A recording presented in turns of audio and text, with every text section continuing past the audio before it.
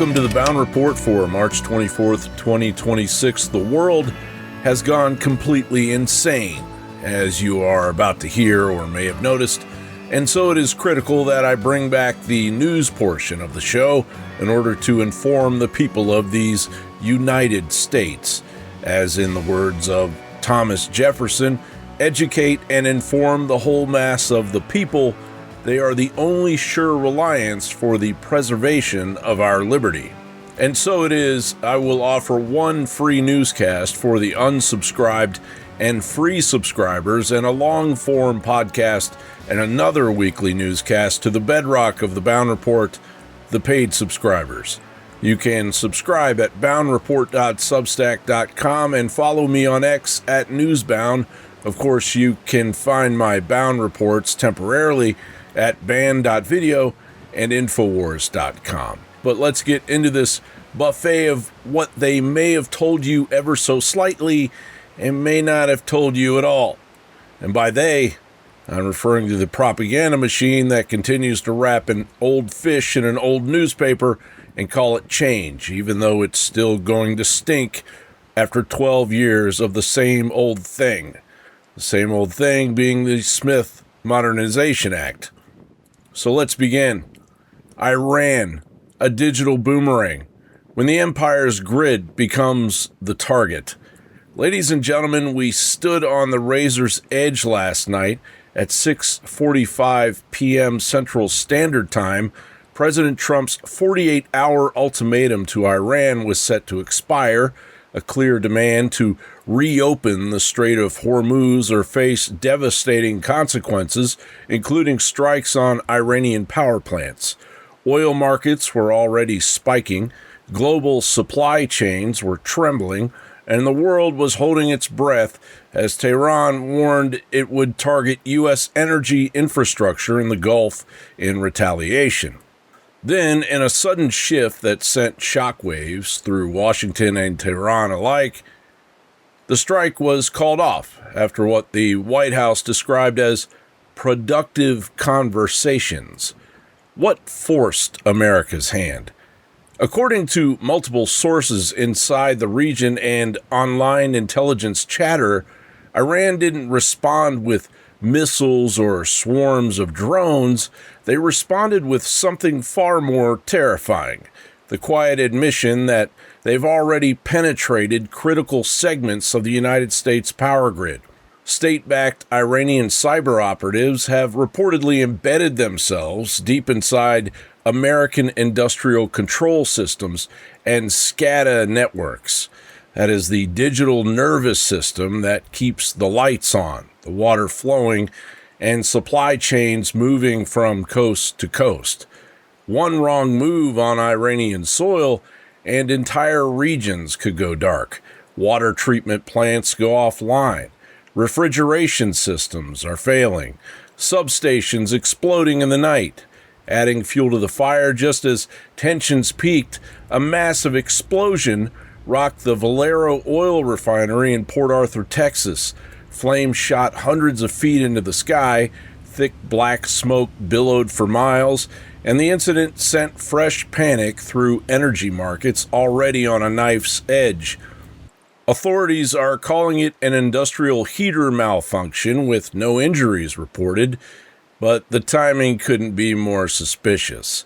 A visible reminder of how fragile America's energy backbone really is when foreign adversaries are already inside the wires. This near-miss collision of events also exposed just how close we came to a full-blown stock market meltdown, with the Strait of Hormuz effectively choked, oil prices surging, and war fears gripping traders. U.S. indices were plunging towards fresh 2026 lows. Futures signaled heavy losses. The Dow was bleeding hundreds of points daily, and analysts openly warned of a potential crash if strikes went forward and triggered wider Gulf chaos. The call-off brought a sharp relief rally, but make no mistake, the system was teetering on the brink. trillion-dollar weapon systems look impressive on parade, yet the homeland's infrastructure, hardened for decades on paper, now appears dangerously exposed thanks to years of outsourcing, imported code, and criminal negligence. Trump's maximum pressure campaign just collided with a digital boomerang. The forever war machine finally met a retaliation that doesn't strike overseas. It strikes Main Street, red states, and blue cities alike. This is the new reality. The empire's chickens aren't just coming home to roost.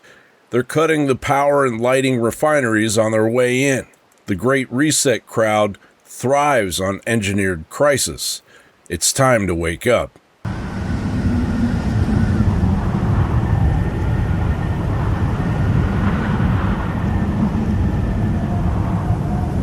Moving on, the highly unreported Black Project cleanup.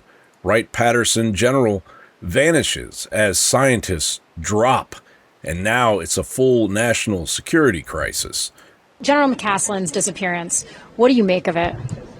Well, it's suspect, of course. I know a lot of folks are pointing at the UFO things because him being at Wright-Patterson over some top secret stuff is involved in some of the nuclear stuff too. I know his wife said he didn't have anything to do with any UFO research, but generally those folks don't talk about it when they do that. They're at a pretty high level of security. I was even told a few weeks back that the president was on a need-to-know basis, so I think that'll alarm a lot of people, but I just hope they find him. I don't know. He left. He took his .38 with a holster in it, and I think his wallet. It just seems to me very odd that what was going on. He also, I believe they found a U.S. Air Force shirt out near the house. Or I'm not sure. I heard conflicting reports that it was his or it wasn't his. But, you know, when you're trying to disappear, you're going to change your appearance. You're going to take off what you got and put something else on. So nobody really knows. So what you're saying is either maybe he was taken or that he went of his own volition and just wanted to get off the grid? Possibly. I've talked to a lot of those folks that are a little bit afraid of, being whistleblowers and things like that. Not that he was a whistleblower, but he was involved with with the fellow from Blink-182, the rock band that he spent a lot of time researching the UFO UAP issue with a lot of the folks that I know. So, it's all suspect, and the fact the FBI got involved with it too is something I think that bears mentioning. There's obviously some seriousness there. They think there's some sort of federal tie in there. Is there anything that you in your capacity as a congressman can do regarding this? We can push for disclosure. We've been pushing for it, but as of yet, the federal government does not trust the American people with what they have. While the corporate media obsesses over stock tickers and scripted foreign policy theater, a far darker story is unfolding in the shadows of America's most classified military installations, and it's getting almost zero serious coverage outside independent channels. William Neal McCaslin was last seen near his Foothills area home on Friday near Tramway and Academy. Today, volunteers along with investigators from BCSO and the FBI were canvassing the neighborhood. We walked right by there Friday morning, would have been around 11 o'clock, and nothing out of the ordinary in the area, so it's strange. McCaslin, who's 68, retired in 2013 after a long career in the Air Force, including as the commander for the Air Force Research Lab at Wright-Patterson Air Force Base in Ohio and leading the Phillips Research Site at Kirtland in Albuquerque. BCSO is leading the investigation into his disappearance after issuing a silver alert on Friday.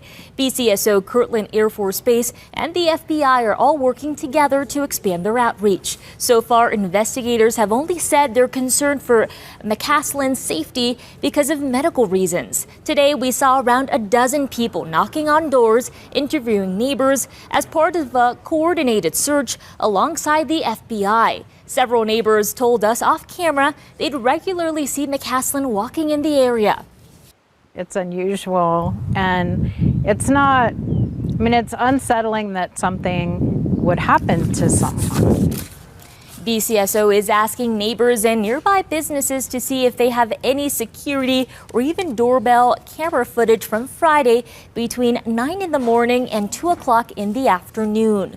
Kirtland Air Force Base is also assisting in the investigation. Back to you. All right. Thank you, Melissa. BCSO says anyone who sees McCaslin should call 911. If you believe we have crashed craft, stated earlier, do we have the bodies of the pilots who piloted this craft? As I've stated publicly already in my News Nation interview, biologics came with some of these recoveries. Yeah. Were they, I guess, human or non-human biologics?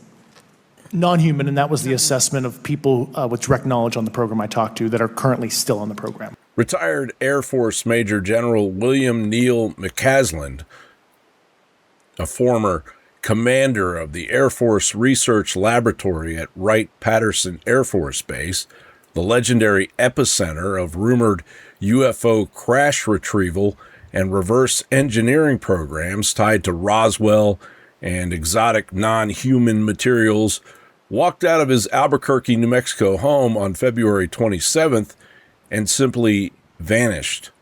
His phone left behind, glasses left behind, no contact since. The FBI is now deeply involved.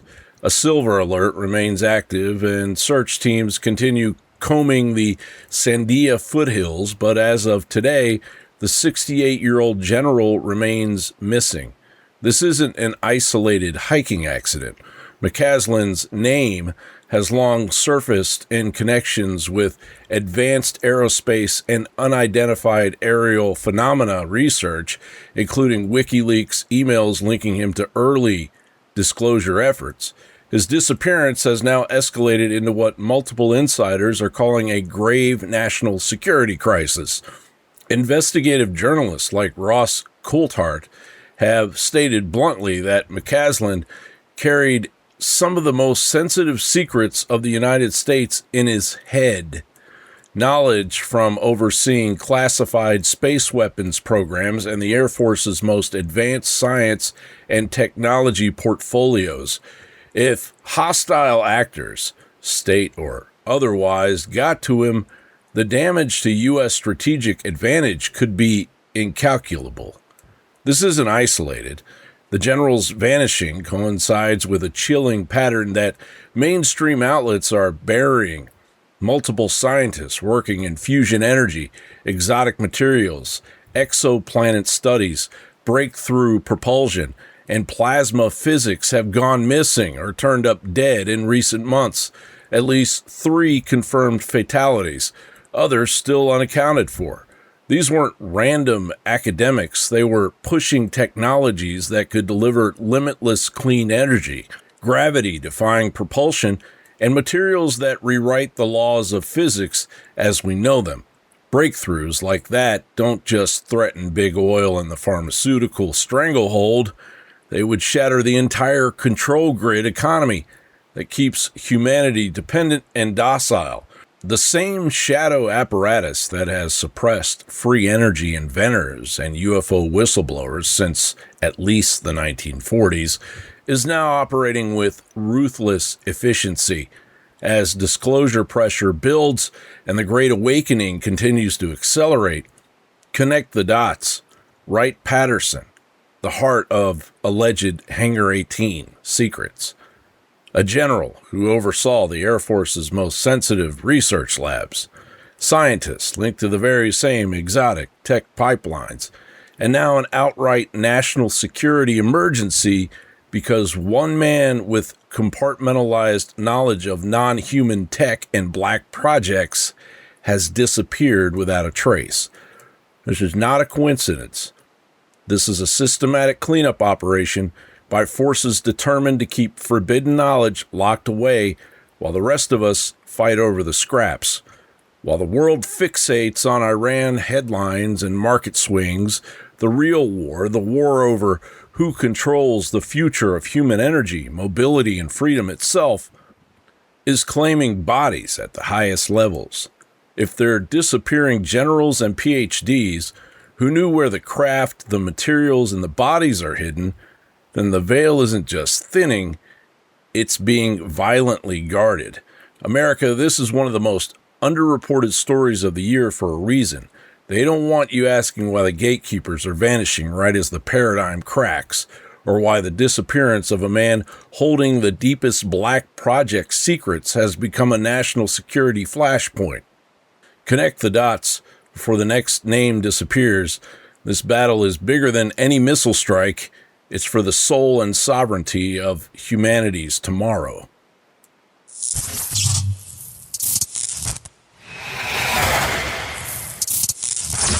Moving on, wireless radiation epidemic. 1 in 8 American adults now admit it's destroying their health. A quiet health crisis is exploding across the country, and the mainstream media is still pretending it doesn't exist. According to a major peer-reviewed survey published in Next Research, 1 in 8 American adults, that's millions of men and women, are now openly reporting that electromagnetic radiation from cell phones, Wi-Fi routers, smart meters, and the ever-expanding 5G to soon-be 6G network is severely damaging their health. The symptoms read like a horror list: chronic headaches, dizziness, insomnia, heart palpitations, brain fog, and crushing fatigue. Dr. Ann Steinman and her team pulled no punches. They call it electromagnetic radiation system, EMR syndrome. Get used to it. EMR syndrome.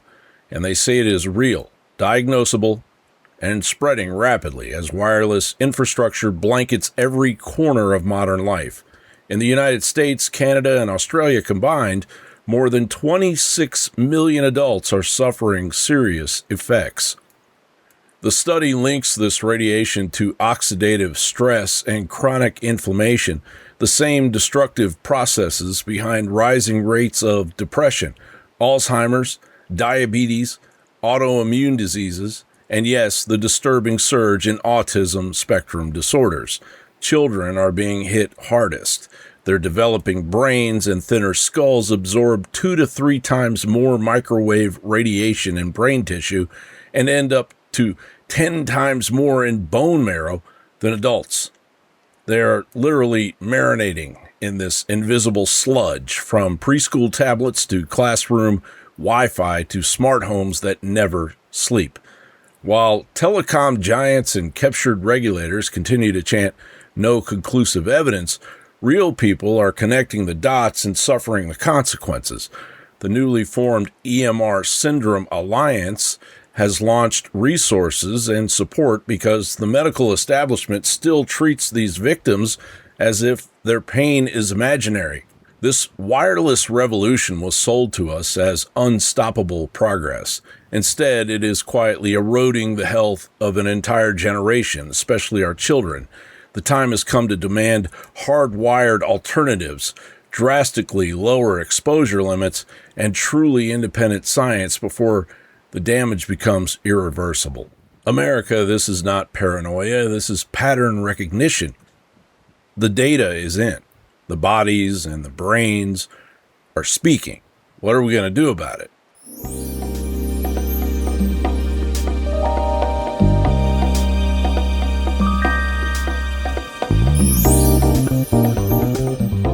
We've got the 50s, the 25s, the 10s, 5s, 1s. If you add them all up, you get to an ounce of gold. Now, this is also 1 troy ounce of 24 karat gold. It's an American gold buffalo. Very cool coin here. If you wanted to spend gold, to use gold as a currency, which would be easier, this gold coin or all of these gold backs? I think it's pretty easy to see the gold backs win in a barter situation. I can break them down way more times than I can this gold coin. Folks, while the fiat Ponzi scheme keeps printing us into oblivion and the banks play games with your future, there's a better way to protect what you've earned. Goldbacks. Beautiful, spendable, gold-backed currency you can actually hold in your hand. Real gold, fractionally backed, legal tender in multiple states, and immune to the digital reset they're rushing us toward. Whether the grid goes dark, the banks freeze, or the Great Reset crowd flips the switch, Goldbacks give you real money outside their control system. Head over to goldbacks.com right now, stack some freedom, and take back your financial sovereignty. Don't wait for the next crash. Get yours today at goldbacks.com.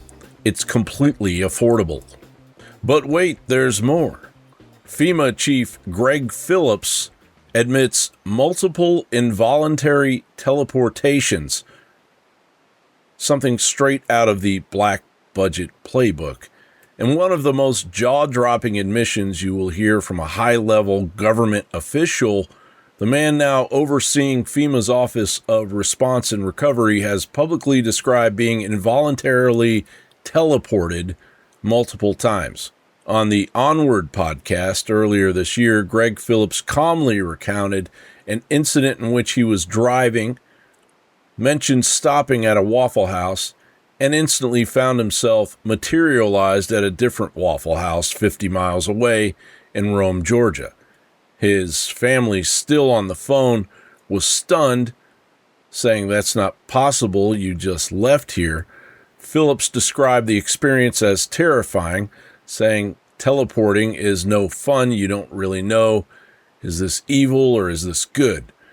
This is not the ramblings of a fringe figure, and it may turn out to just be another weird happenstance at the Waffle House. If this is your first shift at Waffle House, you have to fight.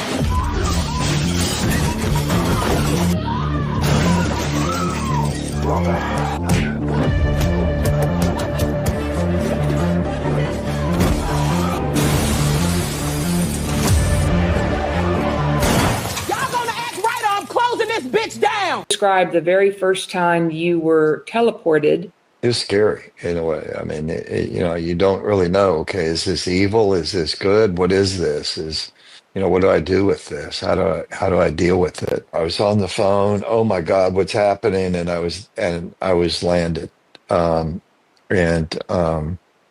and landed about 40 miles away in a ditch outside of a Baptist church in a little tiny town just where you cross over the border. And it was an incredibly frightening moment to experience yourself in your car flying through the air. Teleporting is no fun.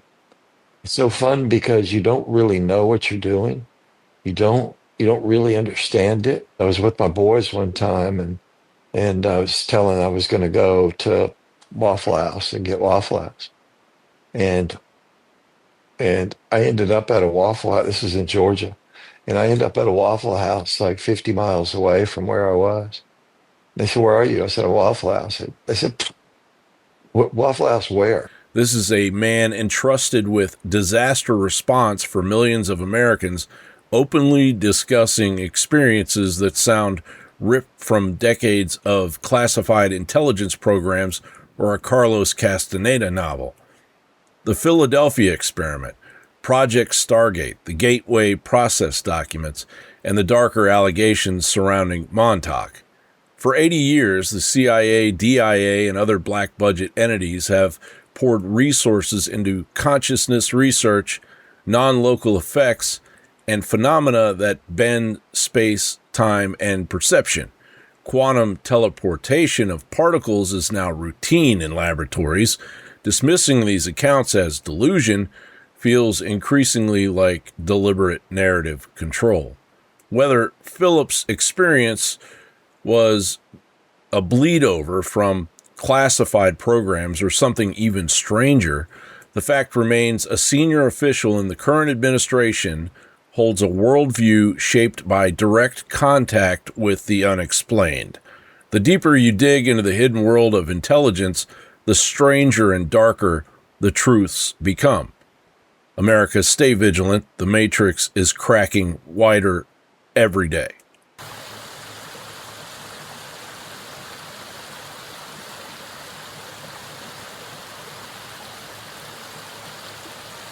While the gatekeepers and the legacy media scramble to label every bright streak in the sky as just another meteor, A disturbing surge of fireball sightings is lighting up the night and the daytime across multiple continents, and the pattern is raising serious questions that official explanations refuse to address. In the past few weeks alone, a massive fireball ripped across Western Europe on March 8th, visible from Belgium, France, Germany, Luxembourg, and the Netherlands.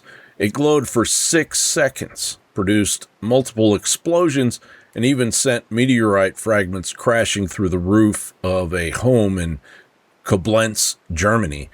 Thousands of eyewitness reports flooded in, with video from phones and dash cams capturing the event. Then the U.S. got hammered. A daylight fireball and sonic boom over Ohio and Pennsylvania on March 17th felt as far away as Wisconsin and Maryland. Another massive streak over southeast Texas on March 21st, traveling at 35,000 miles per hour, producing booms and prompting NASA confirmation of a meteor breakup. Green fireballs over California, bright streaks over Louisiana, the Pacific Northwest, and even reports lighting up Detroit skies just last night.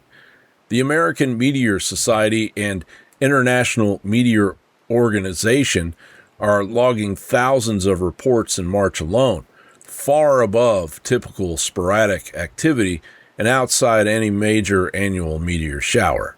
Officials insist these are unrelated natural events, small asteroids or meteoroids burning up in the atmosphere, some producing rare meteorites. Nothing to see here. Move along. But pause and, again, connect the dots and the red pill light. We're in a time of accelerating disclosure pressure, black project cleanups, and exotic technology whispers, sudden spikes in bright fragmenting fireballs, some producing sonic booms strong enough to rattle windows and shake homes, coincide with vanishing scientists tied to advanced propulsion and non-human tech.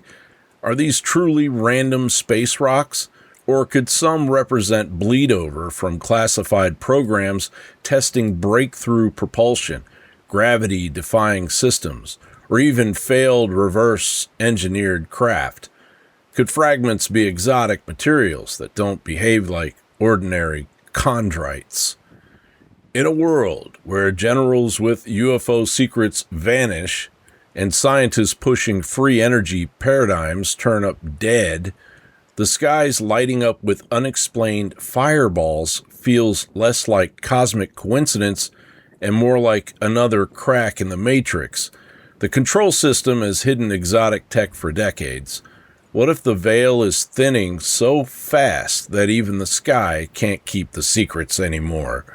America and the world, keep your eyes upward and your minds wide open.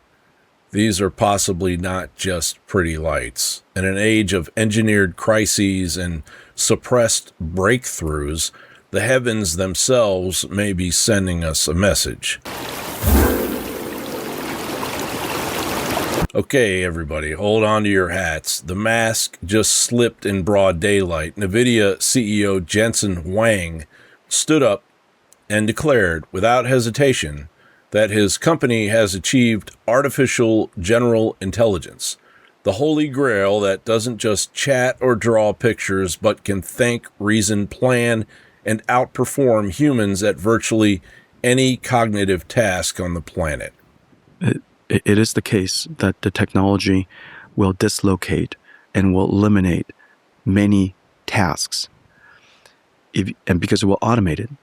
If your job is the task,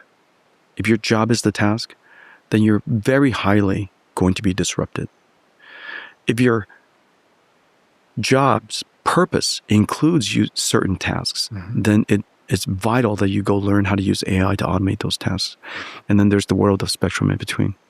And by the way, the beautiful thing about AI, so the chatbot versions, is you can break down, you have anxiety and you can break down the problem by talking to it.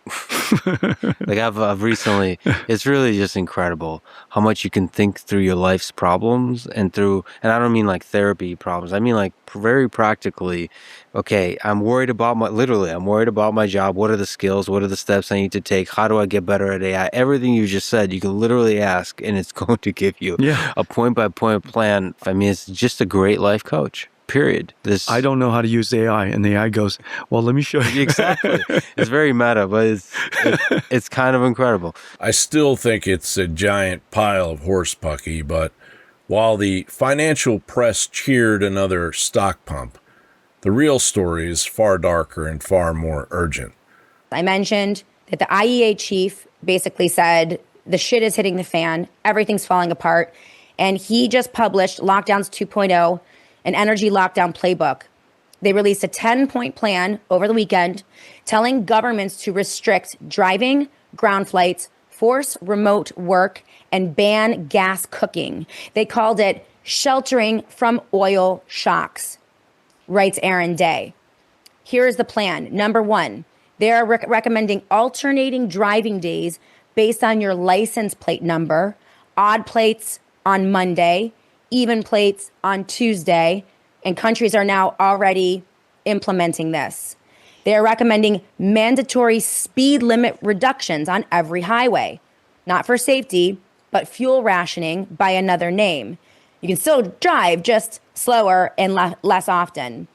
Number three, avoiding all air travel where alternatives exist. They didn't define what that actually meant, but the ambiguity, writes Aaron Day, is the feature. It lets regulators decide after the fact whether your trip was essential or not. Non-essential versus essential. Does that ring any bells? Here's another one. Switch from gas cooking to electric. The IEA is now telling you what appliances you can use in your kitchen, and the same agency that published net zero by 2050 is calling now for thermostats to be capped at 19 degrees and a ban on new gas boilers. This is not new, it's accelerating. And then work from home if possible. The guidelines mimic 2020 when they locked down the world and called it public health. In 2026, they're locking down movement and calling it energy security. Look around you right now. Gas prices through the roof, grocery bills that crush families, a frozen housing market, endless wars draining trillions, crumbling roads, broke schools, and a healthcare system that treats symptoms while ignoring root causes. Americans are being told to exercise caution everywhere on Earth while their own backyard is collapsing. And yet, in the middle of this engineered scarcity, the elite are pouring unlimited trillions into AI data centers the size of small cities. Every major corporation on the planet is racing to deploy these systems as fast as silicon can be printed. Why? Because the market rewards it. Companies that slashed human workers for AI saw their stock prices soar. The incentives are crystal clear. Replace expensive, unpredictable humans with tireless, obedient silicon slaves, and watch the bottom line explode. This was never about innovation for humanity. This is the Great Reset in real time. They're not building AI to make your life easier or solve real problems. They're building it to replace you. A world that doesn't need your labor, your spending, or your consent, or your creative ability. A control grid where the productive class is quietly phased out.